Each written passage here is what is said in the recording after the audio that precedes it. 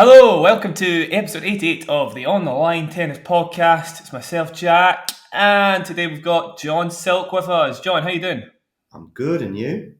Good, yeah. I'm sun-blushed, enjoying the sun in Scotland. You've been enjoying the sun in Portugal a little better than me, but you've got a few coming up as well, right? You've got Barcelona coming up. Is that correct? Yeah, Barcelona getting underway as we speak, and I will be there from Thursday onwards for the following 2.5 weeks with Madrid coming up afterwards. Yeah, super exciting stuff. You're obviously going to be on. Well, I'll try and get you on as much as we can during that time, John, because on the ground, intel is the best kind of intel. It will be great to see you again. But for today, it's Monte Carlo centric. We are going to be talking about Andrey Rublev's first title, Masters title, I should say. Fantastic match against Holger Rune in the final. Felt like a long time coming for him to get one of these titles. It'd been two finals beforehand, losing to Zverev in Cincinnati in 2021. Another Monte Carlo final, losing to Steph Tsitsipas in 2021. 1.5 years later, he makes another final and only just scrapes over the line. But it's definitely, it's a fan favourite for sure, isn't it, John? How did you feel when you found out Rublev had won a Masters title for the first time? Yeah, I think there's two sort of broad points. One is a sort of personal message and response to some people that were saying that I put Rublev in a spontaneous power rankings in a live chat on Talking Tennis. I'm going to guess it was around the time that he just beat Munar, bearing in mind that was a struggle for him, almost as much as the final was. And I put him 6 on my power rankings, if you like. It was a sort of a spontaneous power rankings, if you like. And people were like, really? Rublev that high? I'm like, well, he's got some clay court pedigree. He won a 250 in Belgrade last year, beating Djokovic in the final. And he's also got Monte Carlo pedigree. I was quite safe with my 6, if you like, but people were suggesting I was being a bit optimistic. If you beat Rafa and Monte Carlo, you've got Monte Carlo pedigree, right? I think that's totally fair. But yeah, I think he always comes about 6, doesn't he, in anybody's power rankings, almost in any context, right? He's never quite the sort of top 5 favourites. Nobody really expects him to get over the line. He's always the guy that kind of comes second best or, quarter finalist at these Grand Slams, 0-6 record. Everybody wanted him to just make that next step. But I still think you were quite right to put him right up there. The base level of Rublev is huge. It's really, really high. He beats, 90% of the tour. It's just those top 10 guys he's sometimes struggled against. The top 10 record actually speaks for itself. He's now 6-5 against top 10 players on clay. As you say, Novak, Rafa, Steph, Thiem, now Fritz and Rune. All the losses, actually, 3 of them were to Steph. So that obviously ended up being quite a bad matchup for him in a way. But everybody else, he's dealing with them well on this surface, and it's a lot to do with that power. However, today, John, I'm going to dissect a few of the things that made a big difference for Rublev in this tournament. Stuff maybe we've not seen from him in the past, other stuff that maybe remains that he could touch on. But for this final in particular, there's some quite pertinent points I'd like to pick out. So I think the first thing I'd like to talk about in terms of the Rune-Rublev match is Rune's physical conditioning, I should say. By the end of the match, he was not willing to hang in the longer rallies. He was trying to bail out of points basically with drop shots and stuff, failing a lot of the time. We kind of saw the legs coming from underneath him. And certainly that's been an issue for him in the past, right? When as a younger guy, he would full on cramp in matches, the US Open, for example, against Djokovic. Remember when he won that first set, we saw that happening. But here, at least, I think it was a lot to do with that Sinner match, right? It must have taken a bit out of him. Is that your take on it?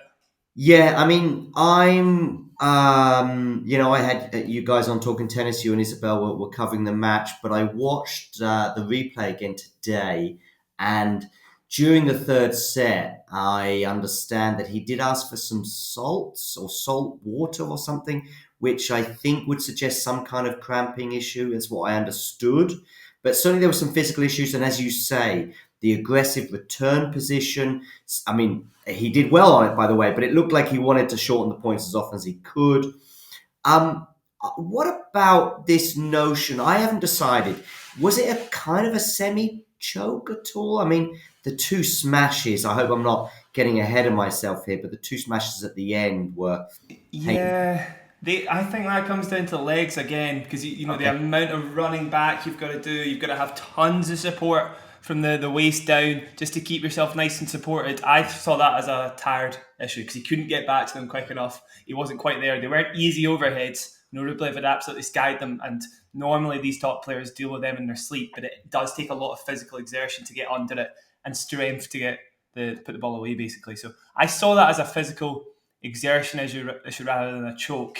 I would say, I think we would have seen the longer rallies go in Holger's favour more often had he been at the top of his powers, right? So he was going for shorter points because he can do that. He's talented enough to play both styles of shot, really aggressive or super defensive, but he's at his best and most percentage happy when he's playing those longer rallies, because I feel there's not many players who can out-defend Rune. He's got really good chips to the baseline. He's got brilliant movement and keeps depth on the ball very, very well. It's very difficult to hit through him.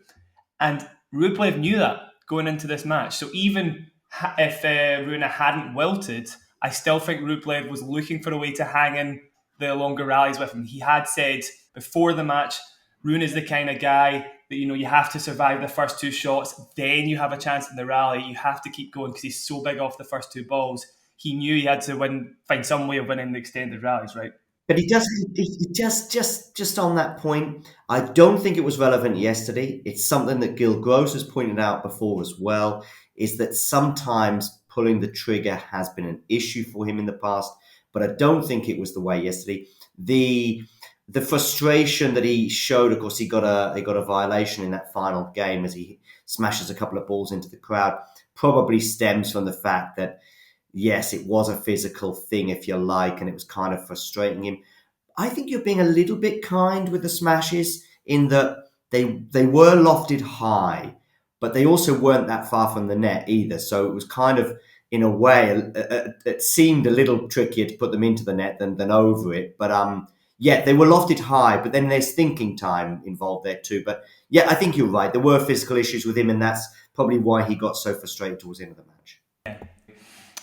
I want to rewind a bit though. To get to the final, the biggest threat had to be Steph.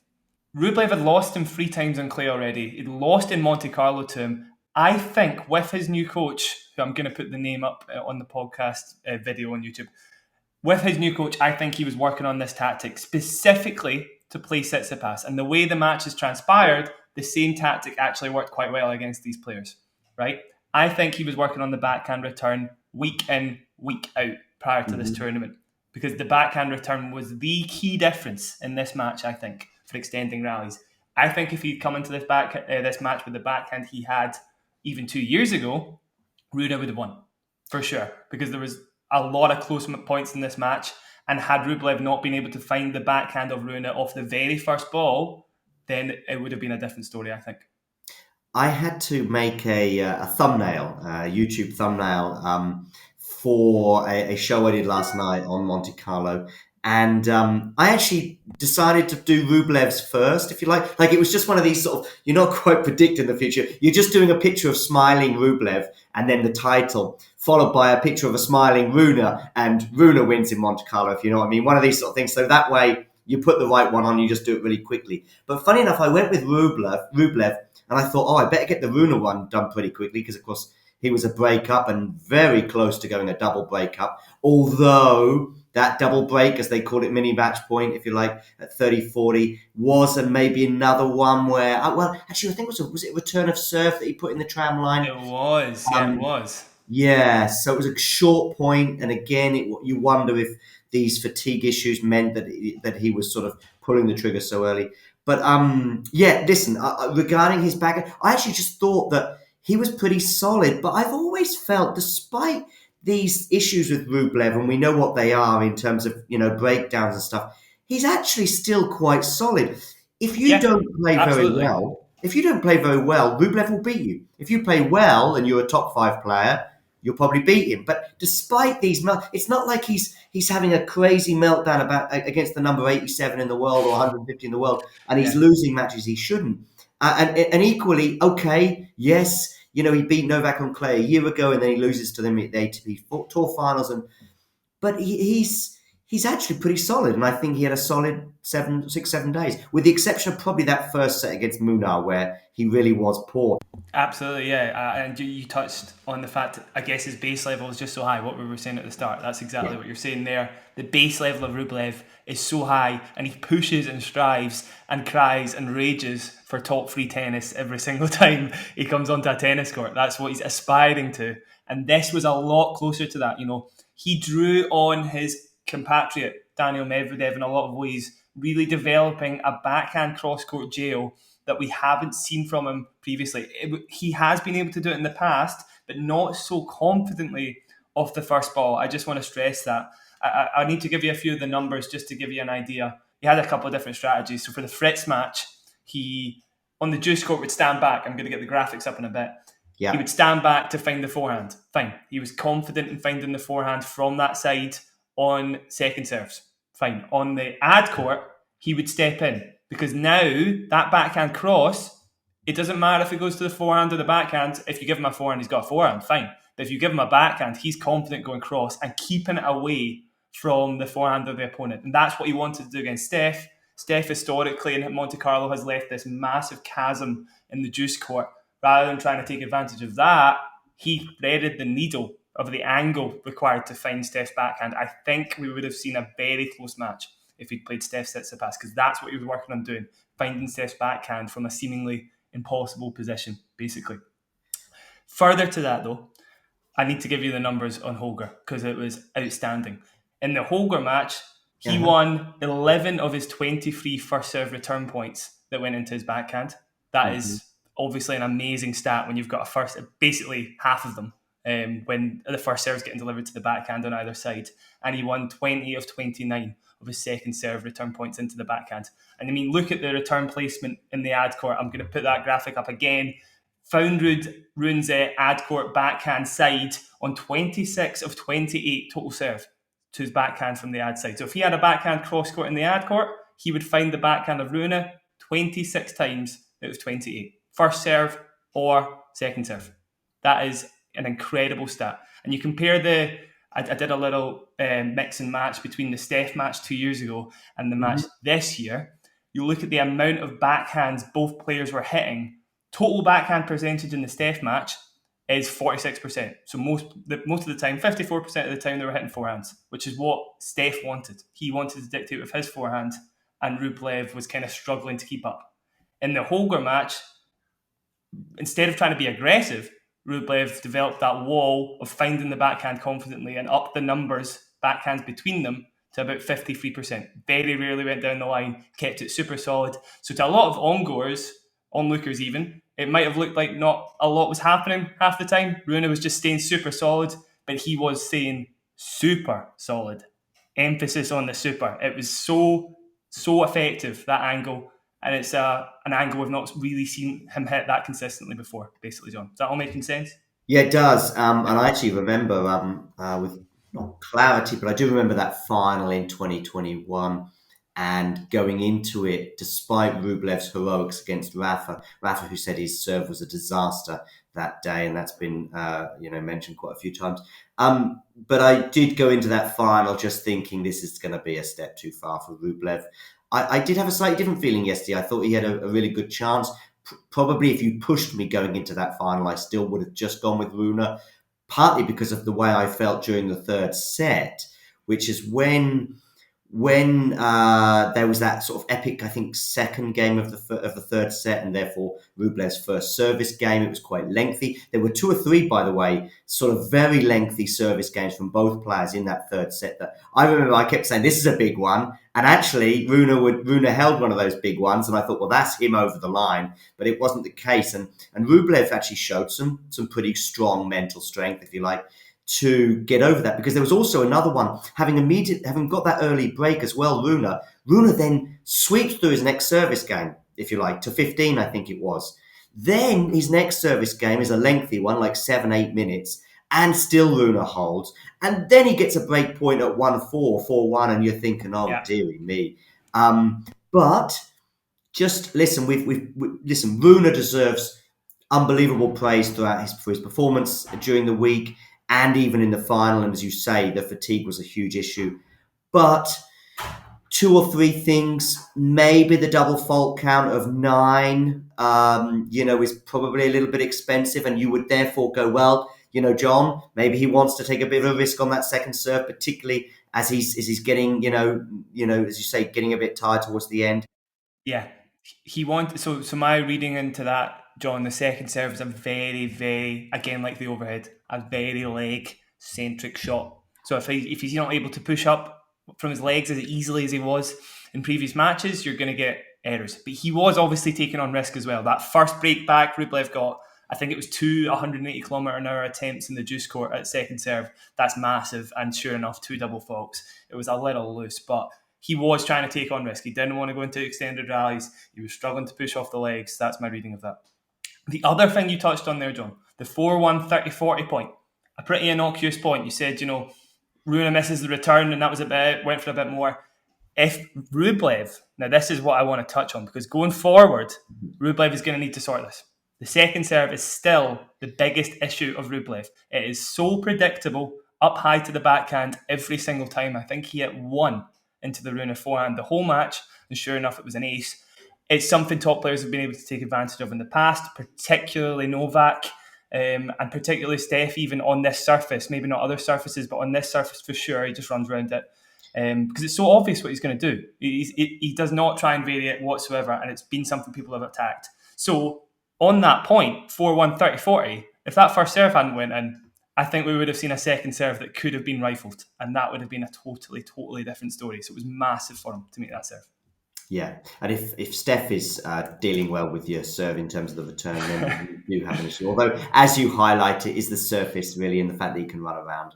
Yeah, you are still right though. If Steph has got good return numbers against you on second serve, something's going wrong, because you should be able to mix it up and stop him from running around prematurely, basically, which Steph has been doing to him in the past. Somebody put a couple of comments on a video from Talking Tennis yesterday, and they were, by the way, they were fine, and they were. But I was sort of just adding to it actually by saying that Rublev is on the bigger picture, if you like. This is great. I'm really pleased he's got over the Masters level, if you like, and he's got this. And however his career pans out, he's got a Masters 1000 title, and what percentage of tennis players achieve that on the ATP Tour? Probably about 1% or even less. Of course, Rublev will have slightly bigger ambitions, and they will include certainly getting past a quarterfinal, but they have to include winning a Grand Slam. I just feel as though with Rublev, he's kind of, I was thinking about this earlier on as ahead of this show, and I was thinking he's kind of in this sort of brand of players, whether it be Cilic, Nishikori, who else would be in? Well, Rublev, of course. What do I mean by this group? I mean, they're going to have to just strike when the conditions sort of just about align. Cilic, for me in particular, an unbelievable tennis player, but he probably needs Rafa or Novak or Roger to have an off day or an early departure, and then you've got to strike. The next level up is your Dominic Thiem, Stefanos Tsitsipas, Daniel Medvedev, probably Holger Rune as well. That if these guys don't win a Grand Slam, and of course, Medvedev and Thiem have, then they're going to be this will be a huge thing. Tsitsipas, imagine if he never wins a Grand Slam compared to where we were in 2019 when he burst onto the scene in Australia. That's that's something that just shouldn't happen, if you like. With Rublev, it just might, Yeah. I think people would be more surprised if he did win one, and Steph, they'd be less surprised if he did win one. Basically, yeah, I agree totally. And I think it does stem a lot to the weaknesses of Rublev being maybe a bit more obvious, I guess, than those players. And the more he patches up those weaknesses, the more people will start to respect him a little bit more. Maybe the more they'll put him in a different light. Second serve, as I was saying, that transition game though, coming forward, the Rune drop shot would have worked really well if he pulled it off enough times, because when you get Rublev forward, he does look a little bit like a sitting duck. So I think it would have been interesting to see Rune's tactics working, and I think going forward it'll be really interesting to see Rublev trying, because obviously he's aspiring to, as I say, to get to the top 3 in the world, top 1 in the world. He'll do everything he can to get his game as polished as possible, so it will be interesting to see what happens going forward. Anything else to add, John, before we close up? No, but there's just a couple of interesting comparisons to, I think it's the first time in 2 years. I think Novak in 2021 at Paris Bercy, since somebody came from a set down in both the semi-finals and final and went on to win a Masters title. Also, I just thought there was one or two interesting comparisons with the Paris Bercy, and we've obviously got a Paris Bercy theme or even a France theme with Monte Carlo, in that the circumstances that Holger Rune won that final was he was the guy who was a set down and came back. He was the guy who was a breakdown in the deciding set and managed to come back. He was also a guy, as he was trying to serve it out, double faulted. Yesterday, he also double faulted at a very crucial point in the latter stages of this third set, and this time it cost him dear. So just some interesting comparisons, and I think it might be Vanch, by the way, I need to give courtesy to regarding that statistic of Novak being the last to win a Masters title coming from a set down in the semis and the final. But yeah, there you go. Courtesy to Rublev's grit, courtesy to his fight. I think the guy deserves so much respect. And respect to Cam Norrie for calling it at the start of the year. I don't know if you saw that video, John. Yes, credit to Cam Norrie. I know the one, yeah. It's like, who's going to do the Masters 1000 breakthrough? And he went for Rublev. Nostradamus-esque prediction of saying that it would be Andrey Rublev that would get over that hill at some point this year. It was like Cluedo. It was like Andrey Rublev at the Monte Carlo Masters. He said Monte Carlo as well. There you go. Yeah, he got it spot on. So it was very impressive. Yeah. Okay, I'll stop there, John, so that I can edit before I'm back on court tonight. Thank you very much for joining me. As always, go check out John on Twitter and Talking Tennis on YouTube. John at GSilk on Twitter. Yep. And myself at @ontheline_Jack. You can give us a like and a subscribe if you like. That would be much appreciated. John, thanks for coming on. As always, a pleasure. No worries. And we'll catch you next time on the Online Tennis Podcast. Thank you very much.